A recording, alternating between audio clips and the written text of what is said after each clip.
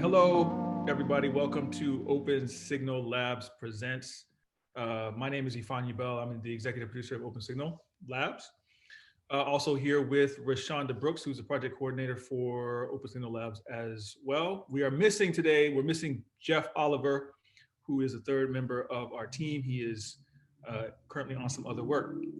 I'm excited to have everybody here for this particular episode of Open Signal Labs Presents. We have a very special guest, someone who's been a part of the filmmaking community in Portland for quite a long time, but is also known as a strong filmmaker, director, producer, all-around creative force in other parts of the country and the world. He just happens to call his home Portland now, although he is a Portland native. But Ime Etuk is a stalwart of this community, and I'm happy to call him my friend and colleague. But before we get into that conversation, I want to tell everybody a little bit about what Open Signal and Open Signal Labs are. Open Signal is formerly a public access station, been around in Portland for about 30 years. We recently changed the focus of our station to focus on developing artists and working with community to develop art and creativity for people here in Portland outside of that sort of public access milieu. So now we call ourselves more of a community arts center more than anything, although we're still transitioning and figuring out how to be responsive to more of the social justice elements of our world today. Within Open Signal is our purview, Open Signal Labs. Open Signal Labs is a experimental content studio as best as I can describe it. But we are focused on developing and specifically working with Black filmmakers in town to develop their own creative systems, mechanisms, develop camaraderie and support networks that can help develop career paths to working in film and the arts. We also host an Open Signal Cinema Fellowship, where we bring 6 Black filmmakers together to help work on developing their own creative projects that vary from documentary to narrative film to experimental film to script development to story development, anything that can help advance and develop certain frameworks for their own projects is what Open Signal, the Fellowship, the Black Filmmaker Initiative is designed for.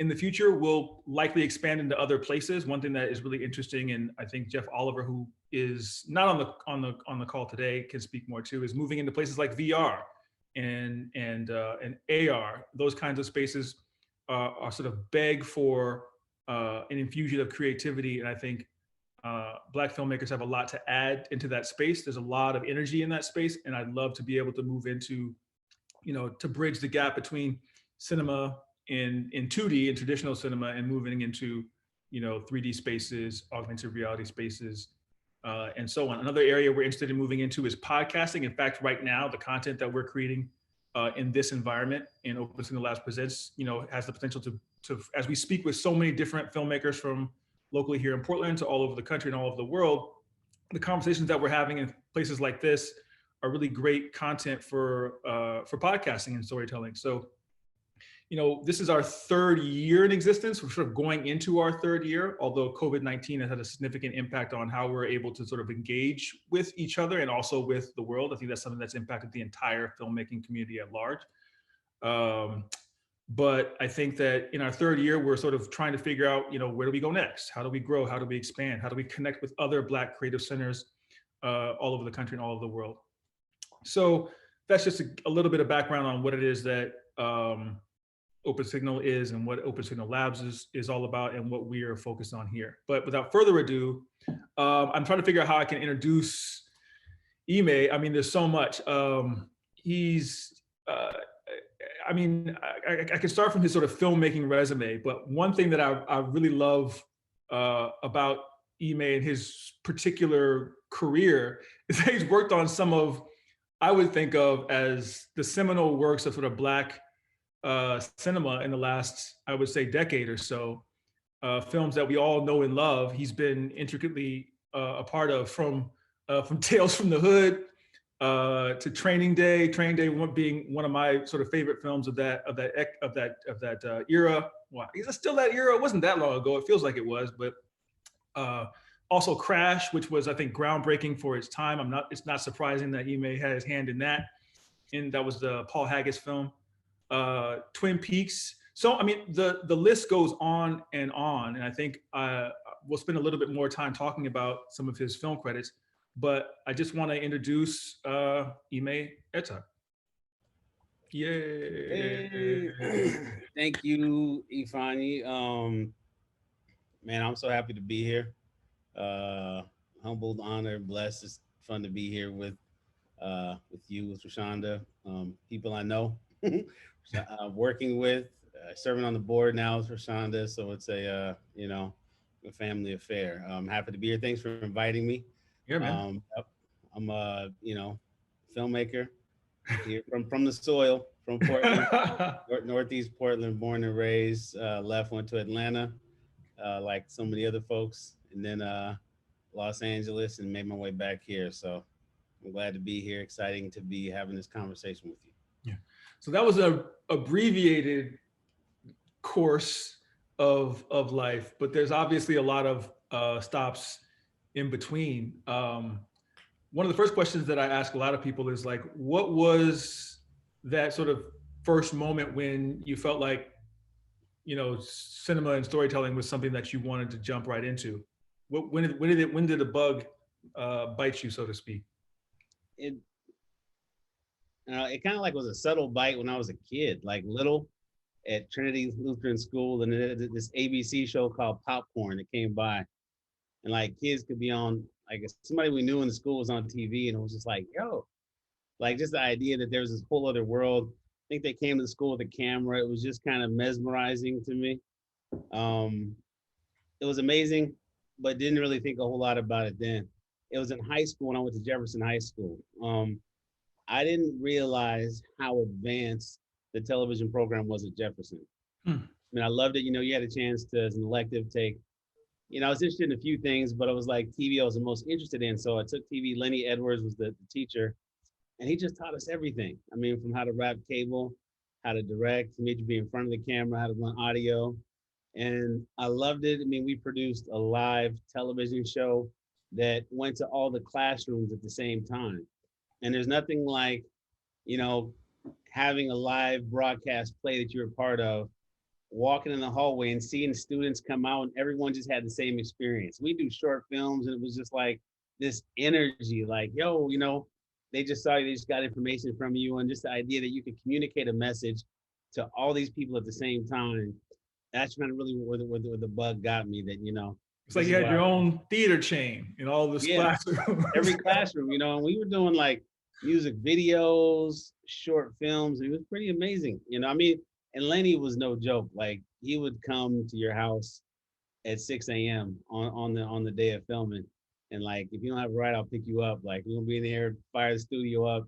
And it was, we were learning real life production in high school. So I didn't realize how beneficial that was until later. Yeah, so that you talk a lot. It seems like there's a real strong connection to that sort of mentorship idea, and we'll talk a little bit about this later because I know that's something that you're really excited about. But I want to kind of continue in the direction of sort of your career. So at that point, we have all this experimentation. You're in school, you're figuring things out. Tell me about the transition between this, like, oh, this is a hobby, this is fun, this is exciting, this is engaging to me, and oh, I can get paid and I can live like this. This is like a career. Was there a specific moment when you realized that? That was probably in high school. At that point, I think I had resolved that this is what I was going to do. I didn't have a grasp on exactly what. I remember going back and watching like an old, or an event I was a part of, and I was like, I'm going to have my TV show by the time I'm 27. I don't even know what that meant then, right? But I think it was in my mind that in some capacity, I'd be working in entertainment. And then at Jefferson, because, there were plays, like it was, arts were all around. We had a dance class on every floor, like just arts were everywhere. Then I went to Clark Atlanta University. I mean, I stopped at Portland State, as communications majors. They didn't have television. Transferred to Clark Atlanta and was on the in television, more of a journalism route. But there it was different because I got there and they were like, okay, here's your books you're going to study. and you do this, then you're gonna get a camera. And I was blown away. Like, what do you mean? They're like, well, you have to study the books first. I was thinking, this is the dumbest thing ever. Like in high school, we had cameras, we had editing, we were producing. You know, I didn't, at that point, I realized the demand that was placed on us, which it's all we knew. It was a lot, but we were producing things, was revolutionary. You know, the rest of the nation was not at that level with that. You know, this is before it was, this is like old school editing, not non-linear. Like you had to have control track, had to have tapes. You know, you had to figure this out before because you couldn't just go back and cut something in, like, you know. Yeah, there's no timeline. No, you just drag. the whole man editing videos like, oh, you know, tone loc. I mean, just like making my own versions and stuff. So, but that was kind of eye-opening too. Like, whoa, I didn't realize the opportunity I had while I was in it. No. You know, I think that was something that made me pay attention more to the opportunities that were around me at the time, realizing how much I'd missed, how special what I was experiencing was. Yeah. One thing I just thought of, I mean, so Jeff was at least back in our day, Jeff was a predominantly Black high school. It still might be to a certain degree, but I'm curious about the transition from the Jefferson High School being in Portland, being sort of in the heart of the Black community there, where, you know, it was still pretty strong. It wasn't like it was today where, you know, occasionally Black people sort of walk through here and there. It was like, you wouldn't see white people for a good ever. It was the Black school. Right. And I didn't start there, so it was a big difference from the school I went to before. Right, right. So you came from Trinity Lutheran, and then you're right. So when you went to Atlanta, which was, you know, one of the largest Black urban centers in the country, was there a big shift, you know, in what you felt creatively, the people that you could connect with creatively or professionally, or, you know, in the educational environment? Was that a hard transition? I don't know if hard's the word. I think, I mean, culturally it's different. Growing up in Portland, you're never gonna see that many Black people. And back then there was like an exodus. And everybody was like, you gotta go to Atlanta. You know, you ain't Black unless you went to Atlanta, you know? And I was shocked. I still remember getting to Atlanta and, like, you know, going to a bank because something was wrong with my account, you know, and being from Portland, I knew the routine, going there, make sure my stuff was tucked in, you know, good afternoon, sir, whatever. And his brother came out in a suit and braids, and I just was like, I didn't know what to do. I was just like, because growing up, it was like, you know, it was blazer. I mean, you didn't see Black people that had wealth. Right. I mean, they existed, but Northeast Portland is like, you know, you had people on the extremes, like you had Blazers, you had some folks that, you know, may have gotten their resources doing things that, you know, wasn't necessarily the best way. They might be gone for periods of time, right?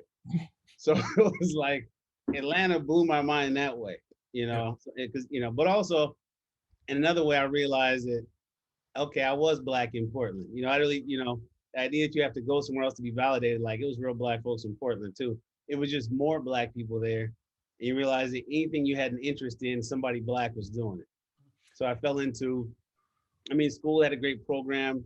And also outside of school, you know, music videos. This is back in the days of, like, you know, my first video I worked on was like, or what's the name of the group that was with it was Goody Mob. I mean, this Soul Food, but then this Society of Soul, like the whole Dungeon family, you know, like, this is like, you know, the times down there. So it was, everything felt reachable. Yeah. I'll say that, like you could touch anybody.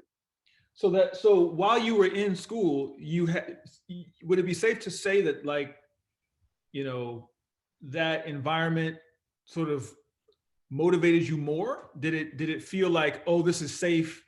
Did it feel like it was less of a risk? Did you feel part of that community? Was there a certain level of, like, acceptance that allowed for you to be more creative? That was, you know, did it sort of lubricate your creative energy? Yeah, absolutely. I mean, and was the norm. You know, it was like, I was a student, we were doing, you know, and I didn't go the film route. I had a love for film, but I thought journalism is the way I can get a job. Yeah. You know, it's like, I don't know, I don't want to be a starving artist. Why did you think that? Was there any particular thing that made you feel like you couldn't, like, was it like film is harder to do and this is just more of a clearly directed pathway? Like, what was it that made you feel that way?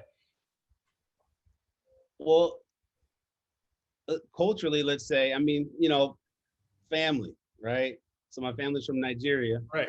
So in Nigeria, I mean, now Nollywood is big. Right. Back then, like it's nobody was making money doing movies. So already the pressure is, you know, these people who heard your parents didn't come to this country for you people to go and, you know, just play around, Yeah. right? Like, you know, produce something, you know, and also I think there's a fear of like, okay, well, I don't want to be a star, you know, I have to work, you know, I have to be able to support myself, Right. you know, just, you know, it's a different level of pressure. And also like, I didn't know anyone who successfully was making films. I mean, I knew I had an internship at Coin TV. Right. I did this documentary there. And even back then, this cameraman, Morris Banks, was there. Ed Whalen was there. Ken Body was there. I saw them. These are brothers who worked in news, had successful careers. I looked at their life. It's like, you know, they got to go out to dinner at nice places, drive nice cars, live the neighborhood they wanted. These are people that worked in news. So that made sense to me. Mm-hmm. I don't think the whole idea that you could make movies, you know, just and how you even got into movies, it didn't really, I didn't understand it. And So it so seems like you were kind of splitting the difference. It's like, all right, you know, I may not be able to, you know, make movies, but I'm still working with story. I still have an opportunity to like be creative, but I also have more of a solid career track, 401k. yeah, type like it situation. makes sense. And then you can always do films on the side. And some of the professors at the university, I mean, some had worked on films, you know, and now they were like teaching, you know, and teaching film theory and different things. But I think I didn't really understand a way forward. Even when I worked on some music videos and I was like a PA, and it was like I didn't know what the assistant director actually did. You know, PA, you just kind of do what they tell you. You know, go grab the rental car, grab, you know, McDonald's for whoever, you know. So I think I didn't really understand how it was how it was tangible in a realistic way. So Spike Lee, Mario Van Peebles, Robert Townsend, Marlon Wayans, not Marlon Wayans, the Wayans brothers. I'm trying to think of the filmmakers who were Black at that time who you could have looked at as strong examples for career path, or that you could cite to your family. Look, there's some Black people who were successful. Did any of those filmmakers, and I'm trying to think of if there's more that I could, I mean, there's definitely more than four, Yeah. but did any of those filmmakers provide any evidence that you could have used? Were they inspiring to you in any way? I think I thought they were cool, and I think that was not like a film of like I didn't watch a lot of movies for Right. one. So like there are people I was in school with who were all about, you know, and some of the films I saw late, like some of Spike's films, you know, I didn't see them right when they first came out, you know. So, John Singleton, I forgot about John Singleton. yeah, no, so I mean they ended up, you know, having an impact, like, you know, Boys in the Hood, like that was a huge, you know, so these things definitely impacted me, but even they seem kind of like this far away, super cool, but like this otherworldly, you know, because news I had an understanding because I worked on a story. Yeah. Went somewhere, you know, as a camera person or assistant, watched the news that night. So it was tangible. I got it. You know, even going to school, the journalism track, you know, 96 Olympics happened. There was a program with the school, got to do some work there. Ended up with ABC News, you know, working as like, you know, assignment desk assistant and worked up to field producer for 2020. And, you know, so even that, like ABC News, you know, World News Tonight, Peter Jennings, like it was a real thing, working on stories, being part of it, and I got it. But and film seemed cool, but still, even in Atlanta, it wasn't like the film industry is there now. But then you didn't see people really being successful. Even like, you know, I saw people making music videos, and that was cool.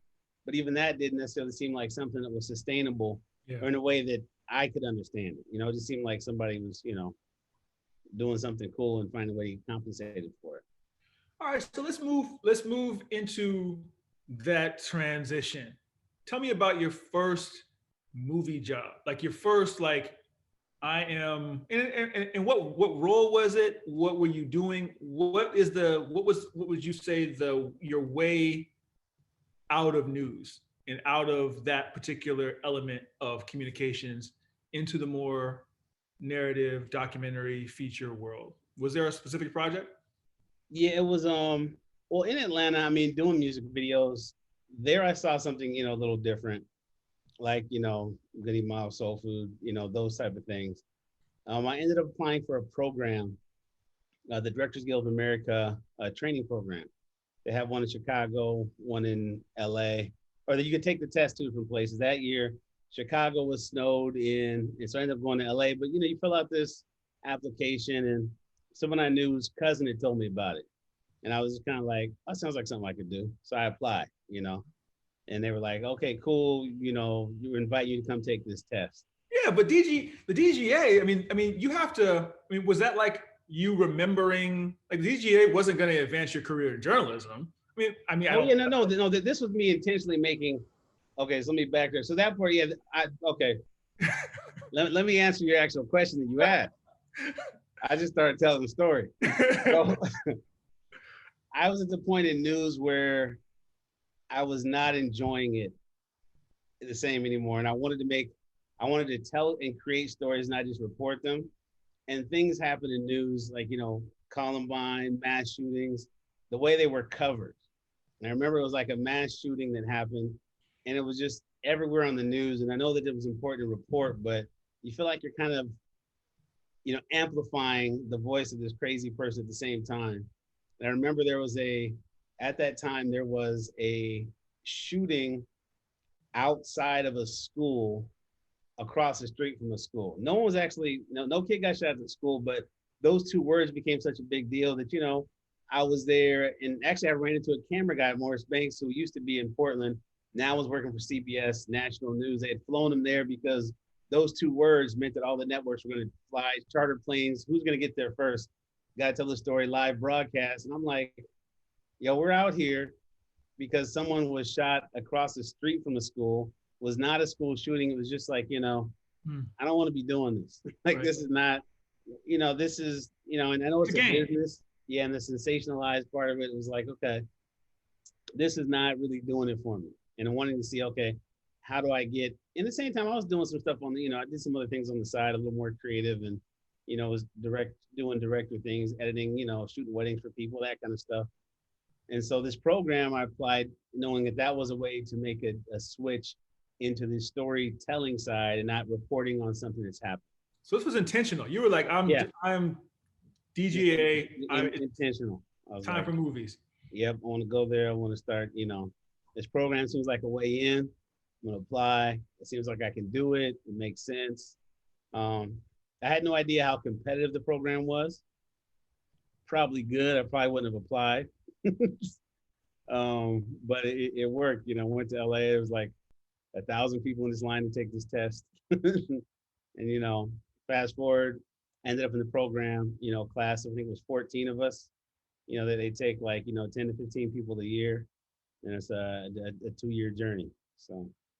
Okay. So from that, what were the things you learned in that process? And then where did the transition, like, what was that first?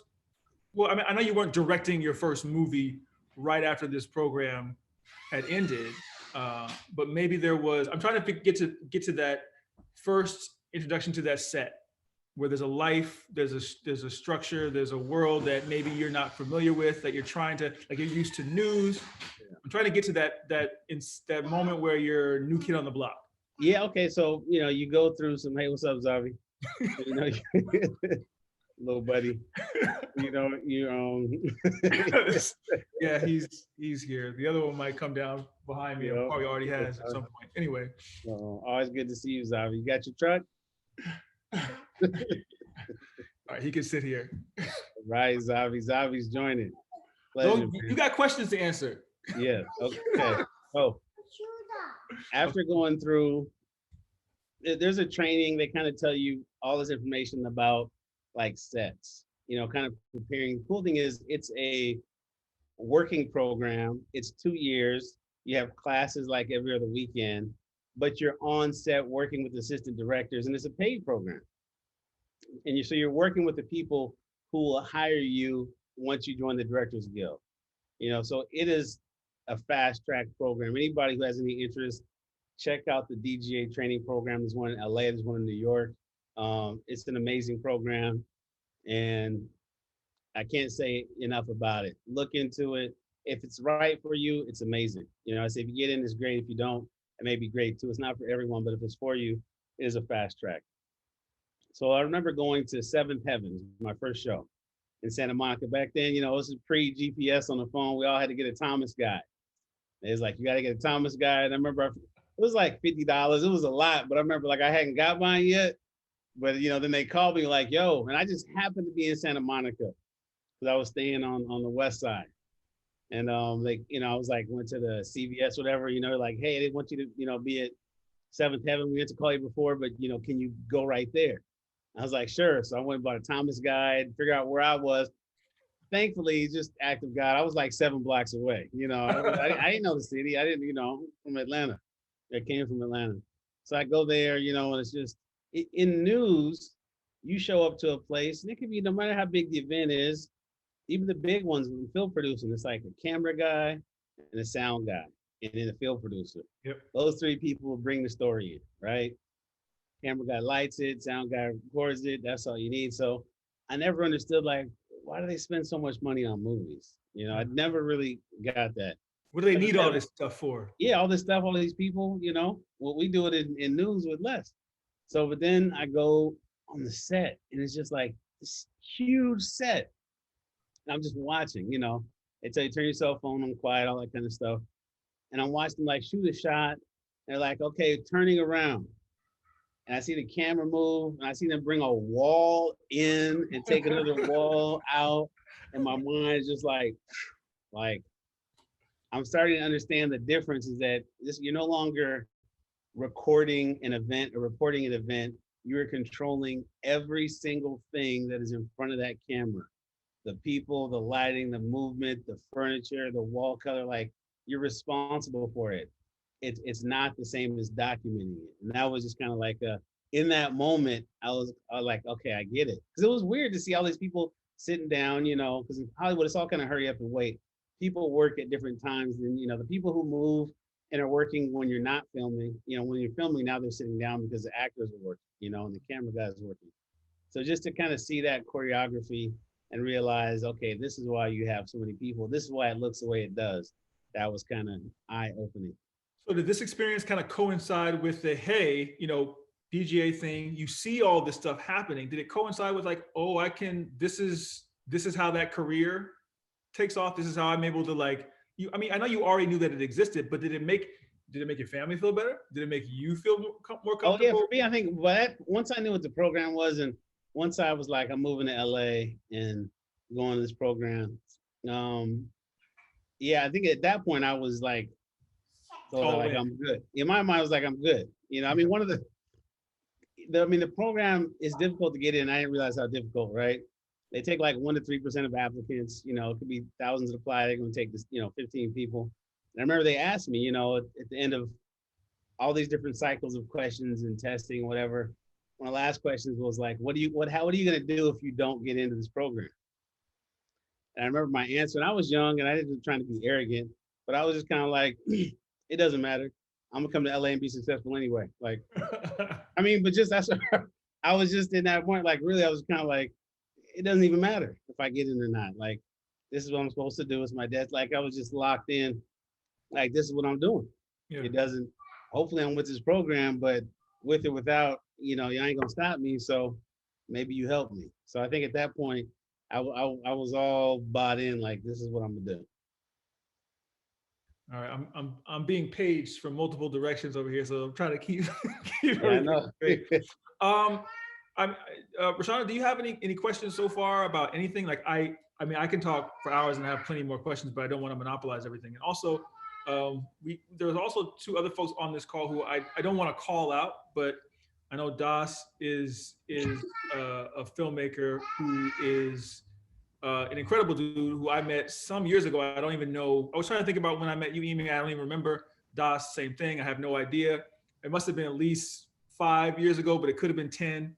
But I want to make sure that everybody, I mean, this isn't just a conversation for just myself and Ime, but if anybody else wants to jump in and say anything, you know, feel free. Yeah, I was gonna ask Ime, you know, tell me about some of your experiences, how things have changed, I know this is kind of broad, but like now versus back then, how have you noticed maybe some of your processes have changed? How the film process changed? I mean, and not just the COVID part, just the difference with things are more digital now, camera equipment, just any notable changes or things that you find significant. Yeah, I mean, technology has definitely leveled the playing field in some regards. I mean, over the years, I used to always go back to Jefferson High School and just like talk to the students. And, I mean, it's a lot easier to do now what we did then. I mean, it's night and day, walked around with this heavy, donated equipment, but 3/4 inch deck with the camera. Everything was heavier, was bigger. You couldn't just sit down and editing like your computer. You had to get an editing bay. You can only edit certain times. It's the equivalent for those who doing music. Back in the day, folks had to get studio time, and now you got an iPhone, you can make an album. That shifted. But with that shift, I remember going back to Jefferson, years to talk to the students.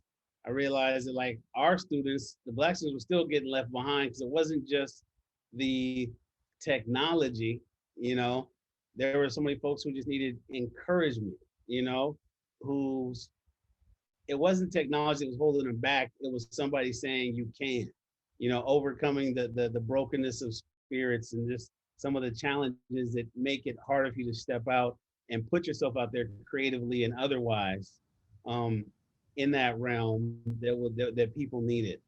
And so, but yeah, technology definitely, you know, the barrier of entry, easier. You had a 5D or a DVX 100, now your cell phone. You can make content and good content, which is night and day. No, that's It real. means there's a lot more content.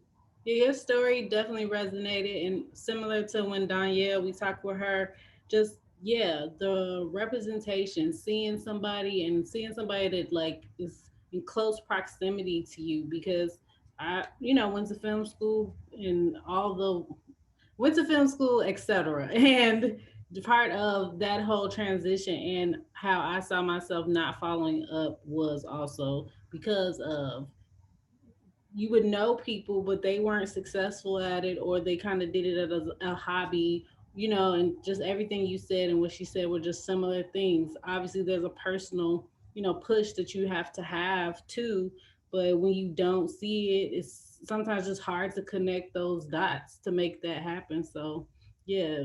And when you said that right now about the students at Jefferson, that just also is just back to that clicking in the brain of if they don't have this encouragement, if they don't see the representation of people, doing these things, sometimes, it's hard to just make that next step.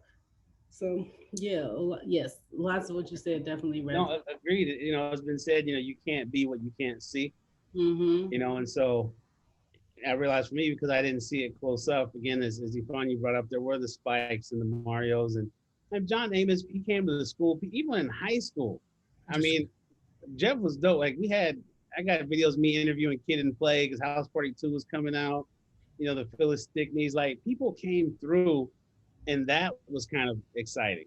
And I don't even think I realized how rare it was. Sometimes when you're young, you just kind of flowing like you Mm-hmm. think it's how it's always gonna be. You know, and I think that yeah. Well, to not go off on too far a tangent, let me bring it back to definitely there's a need for people to see themselves. And also, I was on a panel yesterday with a couple other Black filmmakers talking to Redbox, their acquisition. They really are trying to figure out how to help Black filmmakers. One person was like, people need resources. I'm like, yes, they do. Some people at that point, they just need money. But a lot of us, you know, we need some more base level stuff in terms of even like someone to say, okay, here's what a place like Redbox, like what are you guys looking for, right? A lot of times what we're missing is the development stage to understand, okay, story development, you may have an amazing raw story, but it still has to hit certain points to ever get distribution.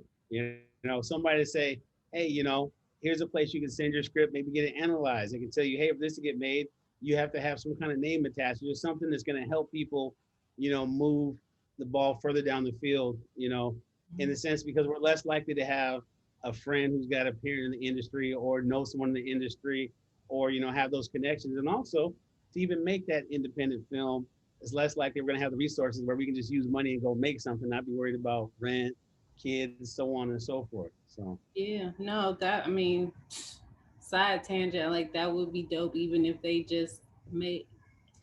Anyways, I just had ideas about how businesses could help us, but nonetheless, it's um the other thing I would want to know about is while film is a very collaborative process, not to like pick and choose, but is there a department or departments that you really um are grateful for as you go through this process outside of just directing in camera?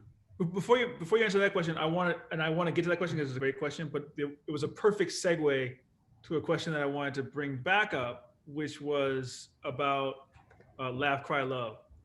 And I remember we sort of talked about this idea of mentorship being super important. Hmm. And I can clearly see how this theme has impacted you. What are the things that um, are important to you in sort of building a business? It seems like you've built a business structure around this. What are your plans? How does your experience in this sort of I wasn't able to see sort of a career path. I wasn't able to see solid examples. How has that informed your career so far? as far as yeah, well, so Laugh Cry Love Entertainment is my production company that I founded, and to create content, produce, not commercial producing, but just, ideally to see some of the stuff that I desire to see on the screen. Um, More recently, in the past couple of years, founded a nonprofit called Lion Speaks, based on the African proverb, until the lion learns to speak, the tale of the hunt will always be from the point of view of the hunter. And so ideally, teaching young lions to speak, young Black filmmakers, be they 22 or 72, if you're still young in the game as far as, you know, creating a place to learn, and learning to speak, to tell our own stories has been something that's very important to me. I realize I've been very blessed and fortunate in my career path to, through the training program, I ended up working on a lot of projects, the TV shows, the crashes, Yeah, we'll get to those. the NCISs, the Twin Peaks, the Watch with Dre and Snoop. There's a lot of people have never had that experience, and so wanting to, and with that, very often and too often, I could be in Los Angeles and be one of the few Black people on set in Los Angeles. Now in Portland, Oregon, there's been many times I'm the only Black person on the set. Not rare at all. Somebody once asked me, like, as a white person, like, how does it feel being the only Black person on the set?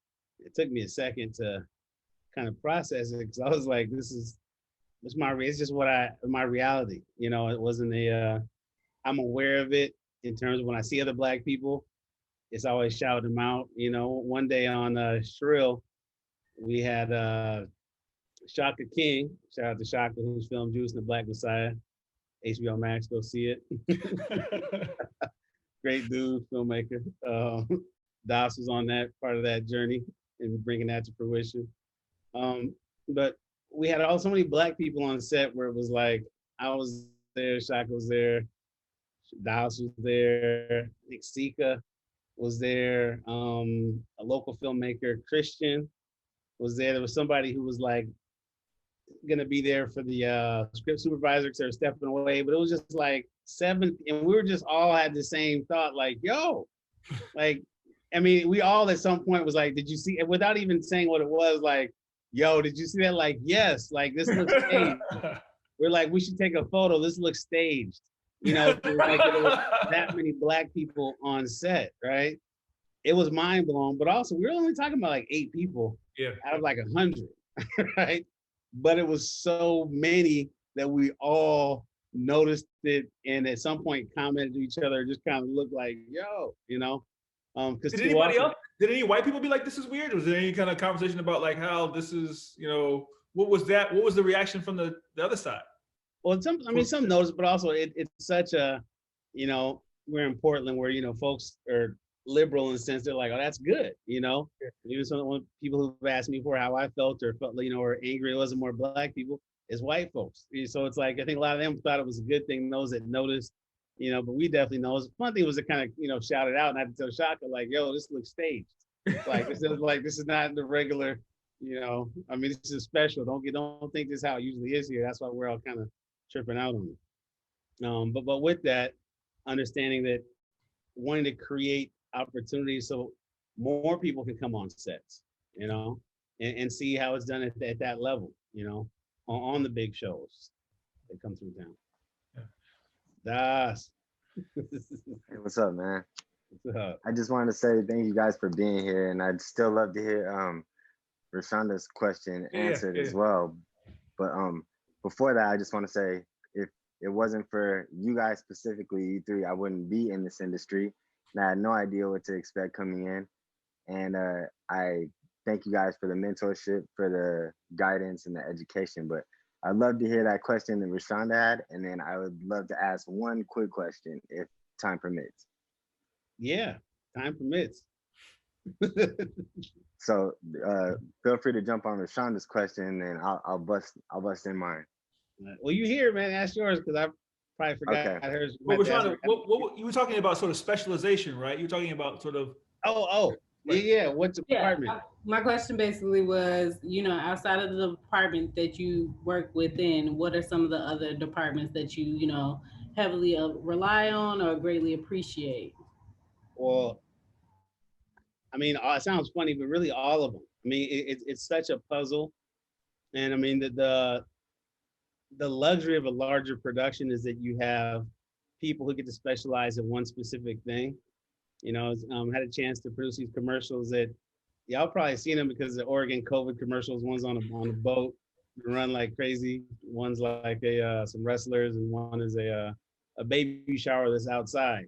You know, and so for the baby shower, the idea was like they're outside and there's this puddle they're in, and it was a big deal to figure out logistically how to do that and where we could do that. But the special effects, you know, person early on, you know, it was like a month and a half before, talking to him about here's an idea. He's like, well, here's what you could do. And him talking to the directors and saying, okay, here are your options. And it was great having him, one person that could focus on that thing.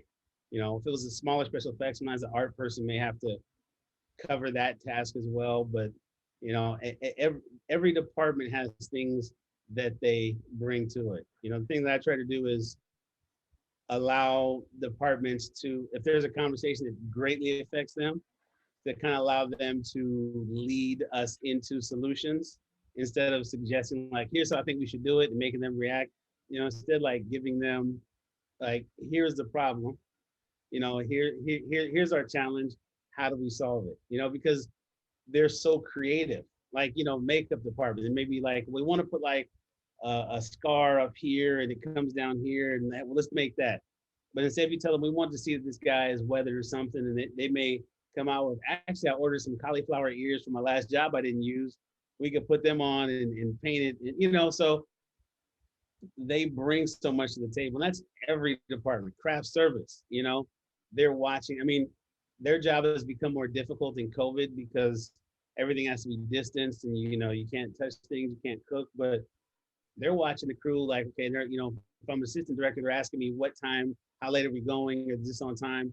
If we're outside, they're looking at the crew thinking, okay, if lunch is at 2 p.m. and we're working outside near the coast, we're gonna come around with hot snacks like grilled cheese sandwiches and warm tomato soup to warm people and keep them going, you know? So they're thinking about ways to serve and help people out. And so all the departments are so valuable because they're helping problem solve.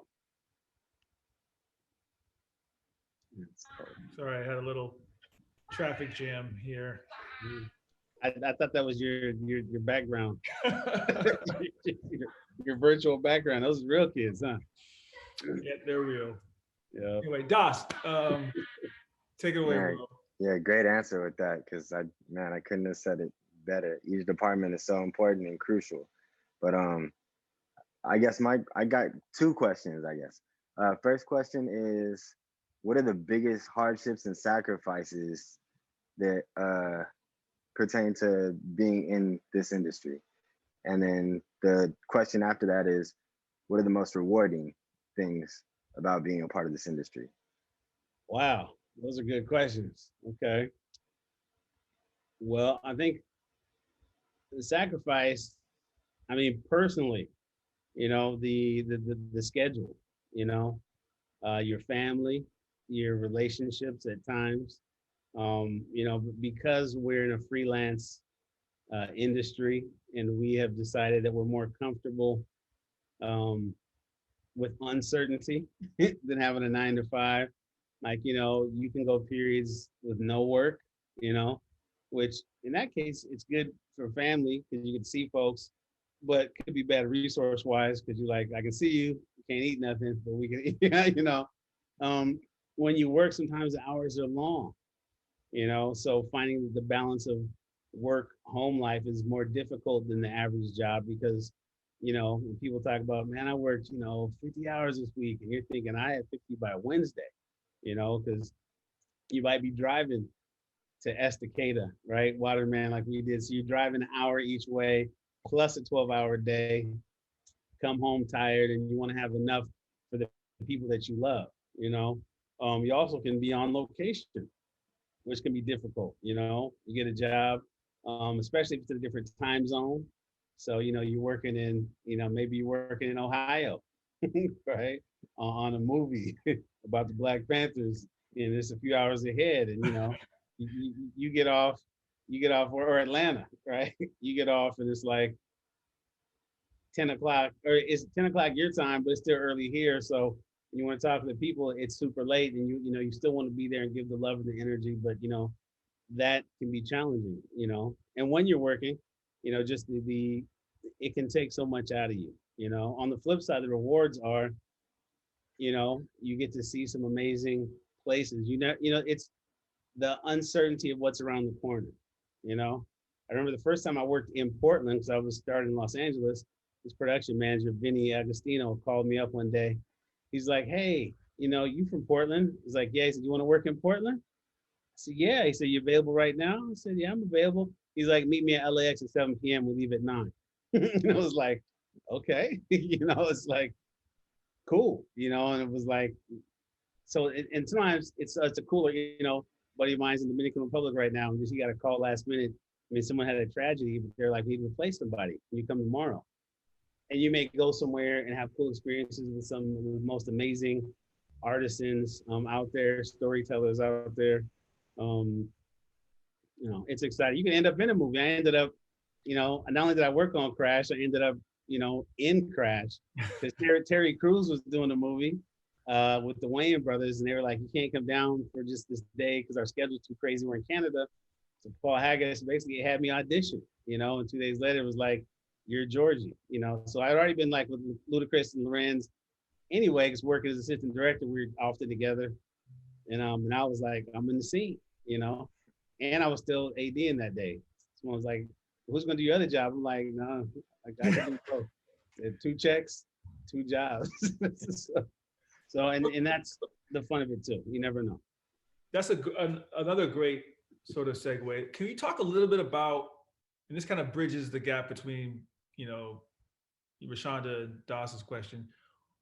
What is the role of an assistant director, just in the nuts and bolts of it? And what is that, and you do this job so well.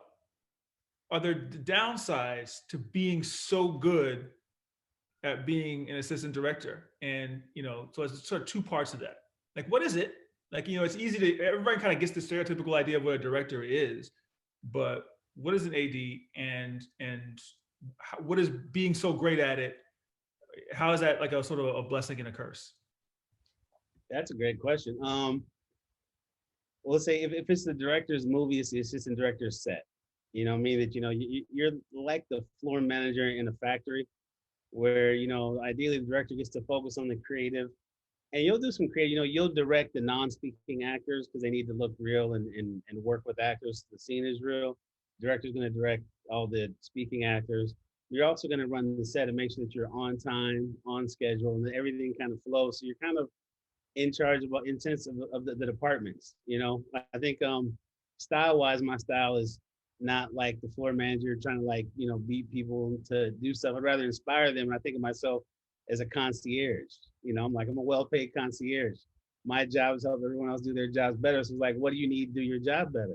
And when I provide people what they need, things go well, and everyone's like, "Oh, you're so great." And it's like all I did was trust great people to do what they do, you know. And then of course, there's managing creatives and all that stuff that comes into it, and all the nuanced things. But ultimately, assistant directors running the set, controlling the flow of the day. Realizing if you have, you know, so much work that has to fit into a certain amount of hours, that you keep moving because you know, time is money. And it's show business, and you need the show. But if you go overtime or you're late, you know, it gets very costly. On a bigger budget project, you know, indie projects, a little, you know, those too, but people may be working on a flat fee. But on a big budget project where everyone's hourly, and you know, you miscalculate by 3-4 hours, that might be 50 grand on a certain show. So it becomes, so you kind of also walk around with a target on your back. If something goes wrong, they can point at you like, "Hey, you said."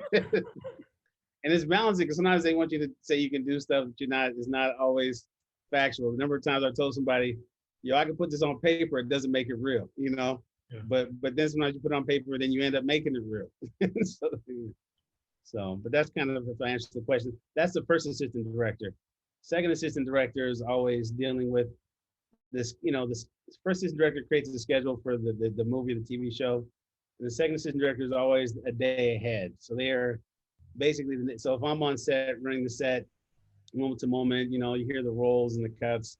The second assistant director is setting up the next day or the next couple of days. Like, is the cast where they're working? Do they have to fly into town? If they do, they get their COVID test. You know, now COVID has become a big part of that. So, yeah, to answer that. So tell me about like how, and this is something that you've maybe talked to me about, maybe not, I don't want to say in confidence, but like, I know that, you know, in terms of your desire to, I don't want to say you want to be in control, but to tell those stories, you know, is there and has there been a solid pathway from that AD to the director spot? And I know those director spots aren't easy to come by in a lot of ways, unless you're pursuing work in a very specific kind of way. And, you know, and I think that because ADs are so important, like people, you become known for being so great at it. And those are the opportunities that come your way. How do you begin to sort of shift that to the point where people are calling you to direct? You have to say no to the AD, basically, which is the hard part, because, you know, and I've done directing. I directed shorts. I've directed a feature film that, you know, it's on Amazon, was picked up years ago by Maverick. But I remember doing that was so hard. You know? And when it was done, I remember the guy who had put some money into it was like, "Yo, I got some money. I forget the amount, but you know, it was not a big amount, but you know, over 100 grand. He had some money. He was like, yeah, let's go do another one." But I was so exhausted at that point from what it took to make that film and all the favors it took. It was like, I needed, you know, of course, at that point, I thought that that film would go and that would be like a calling card and it was all going to just fall into place. I was like, no, cool. I'm gonna let this do what it does, you know, and that was a good journey with the Slam Dance, and you know, I played at the Directors Guild, and I was like, oh, this is all, you know, it's a matter of time. The phone's gonna ring, and I'll be directing the next whatever, and that's not how it works, you know. So to direct, and it's funny because it's advice that I've given other people, but I didn't always take myself. Was like, you just got to be creating stuff, you know, create what's in your heart, especially if you have low overhead, you know. Don't increase your overhead. Like, keep your life as simple as you can so you can create art, because the art you create is what's going to become the calling card to get you that next whatever that is, you know. Problem I had was, and part of why I didn't push to become a first assistant director, because as a second, it was like, it's management, but you're not always on set. As a first, you're right there. So some of that itch that you want to scratch, you know, you're involved in the creative. You know, you're right there, you're close to it. You may be on a movie where the director is the main actor, so you're really, behind the camera. That was Waterman, right? That was a situation like in Waterman, where it's like, and David Oyelowo was amazing as a human being, as a friend, as a filmmaker. But you're so close to it, it kind of scratches that itch. I've been in different situations where that has happened, and so you're kind of like some of that, and because you're doing it on these projects at that level with this level of talent, it's fulfilling in that regard. So for me, I had to kind of be intentional about directing. So I've been doing some commercials, but I had to be intentional because also I'm at the level of assistant director where I'm getting the calls for those good jobs. Mm-hmm. The calls like, a couple weeks ago, hey, Marvel Universe, they got this thing, you want to come, Atlanta, so these jobs calls come, and as an assistant director at that level, the compensation is good. And as directors, indie directors, it's not always lucrative, so you really gotta make great art and have a love for it, because you could be doing minimum wage or less. That's just the life of a director. It's not trading time for money in the same way. So you don't have the same guarantees, but the bigger the risk, the bigger the reward. If I'm ADing, I may say, well, there's a ceiling, you can only work so many hours, and there's kind of a safety net. And when you're directing, producing, creating, there's no safety net, but also there's no ceiling. And that's the beautiful thing, is that you create something that blows the doors off of things, or people love what you did, and then it gets you that next thing. And so it's really about, focusing on creating stuff. And so for me, I had to be more intentional about not saying yes to every job, which, when you're grown up and married with kids, it's more challenging because you're like, baby's got to eat. So it's like, it becomes the balance, of how to prioritize. So perfect segue. I know we're sort of coming up on time a little bit, but this is a good opportunity to maybe ask, what are you working on now? Is there anything interesting that has come up in the last? I know there has, but like, tell me what you're working on now. I mean, share as much as you feel like you want to share about some current projects. Before you answer, I want to add also, can you talk about what inspires you as well? Yeah. What inspires me, I think now what inspires me is, I think it was Mira Nair who said, tell stories that only you can tell. And now I want to, tell stories that only I can tell, that are my stories, that are authentic to me, that resonate with me. I think when I first got in the industry, I thought directing was cool, wanted to be a director, it's probably why I was burned out after directing that feature. It was like, it ain't glamorous. I'm broker now than when I started, it's like, I think my wife was like, used to grab her credit card to pay for the craft service. It's not, you got to love it. I still love that story that I was working on, but I think I was in these rooms and on these sets, and I was thankful to be there, but I didn't always stop to say, okay, what stories am I supposed to be telling with this platform, right? It's like, okay, God, what am I supposed to be doing? Well, it's supposed to be like, I'm so happy to be here. Like, what am I supposed to be telling? Like, what's in here? And so the stories I'm working on now, they resonate from a special place. One deals with a Portland I grew up in, the 90s Portland, that hasn't really been exported. It's a Portland where, somebody can be poor and homeless, fleeing domestic violence, and by night and by day going to school, wealthy people's kids. Like, that's a real Portland. So we've exported to Portlandia. There's different Portlands, and I meet people in LA. They're like, "Oh, you're from Portland? I love Portland." And they're talking about even people know from back in the day. They're talking about the grunge. They're talking about the coffee movement. When I was on training day, I met cats on there too. Like, "Yo, you from Portland?" Yo, I spent time in Portland. Like, yeah, they came up late 80s. Crack was brought up. It was crazy here. Gang task force used to be at the high school games for Jeff and Grant. It's a different Portland, but that's a very real Portland too. I remember being on a train day, meeting some Bloods. It was like, we spent time up there. I got my boy, he's still up there, doing, it's like, so there's these different Portlands, but the other Portland, growing up Black in Portland, you see both. you know? And it's that in so many of my stories, it kind of deal with the duality of existence where, you know, because that's been my reality, you know, growing up Black in Portland, but also being Nigerian. So my home life was different. You know, people came over like, yo, what's with the goat head in the freezer? You know, how you explain that to me? I tell somebody, yo, that's for the soup. Like, but then it's like being Black. I leave the house. It's just, I'm Black, I'm African American. So this duality in Portland, you're Black in a place that's very white, you know, and if you are in those circles, like I was at Trinity and living in Northeast Portland. So it was like, you're always seeing these different worlds. So a lot of my stories, they're dealing with that reality. So. And we all know we need those stories. And I think that more than ever today, I think we can see that that's clear as, last, 10, 12 months, we've been seeing stories from Portland that are not exactly what's been exported for the last, 20, 30 years on TV. And I think there's an opportunity to kind of fill that gap.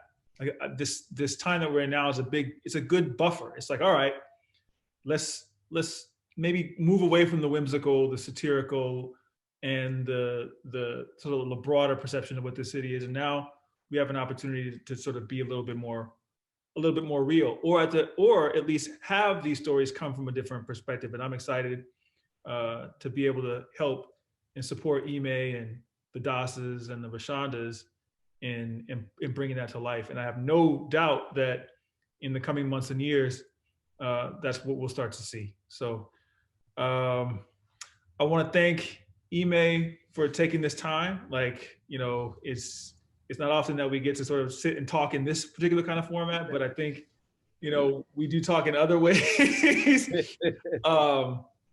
But yeah, thank you very much. And if no one has any other last questions, then I think we can bid each other adieu. Yeah, thank you so much, Ime. This has been great. Nah, thank you for inviting me on. This has been a beautiful thing. Great to have the conversation. Hopefully, it's beneficial to some folks to get to see it. Thank you, Das and Amanya, for being a part of it. Hey, thank you so much, Ime, really, for everything, man. I look forward to everything you do, and I look forward to working with you more, man. Appreciate you a lot. Thank you, man. Thank you. I appreciate the convo. Mm-hmm. All right. And thank you.